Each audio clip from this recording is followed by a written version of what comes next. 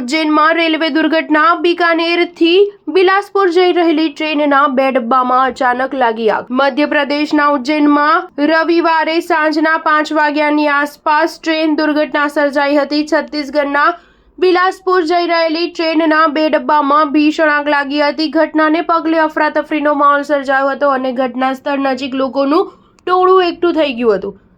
સમગ્ર ઘટનાને લઈને ફાયર વિભાગની ટીમ સ્થળ પર પહોંચીને આગ પર કાબુ મેળવ્યો હતો। જ્યારે ટ્રેન દુર્ઘટનાને પગલે રેલવે કર્મચારીઓ ઘટના સ્થળે દોડી પહોંચ્યા હતા। છત્તીસગઢના બિલાસપુર જઈ રહેલી ટ્રેનના 2 ડબ્બામાં ભીષણ આગ લાગવાની ઘટના સર્જાઈ હતી। મળતી માહિતી મુજબ ભારતીય રેલવેના પીઆરઓએ જણાવ્યું હતું કે બીકાનેરથી બિલાસપુર જઈ રહેલી ટ્રેનમાં ઉજ્જૈન પાસે પાવર કાર કેબિનમાં આગ લાગી હતી। ઘટનાને પગલે ફાયર વિભાગની ગાડીઓ તાત્કાલિક બોલાવી દેવામાં આવી હતી, જેમાં ફાયર વિભાગની ટીમ દ્વારા થોડી વારમાં આગ પર કાબુ મેળવી લેવાયો હતો। ટ્રેન દુર્ઘટનામાં કોઈ જાનહાનિ થઈ ન હતી।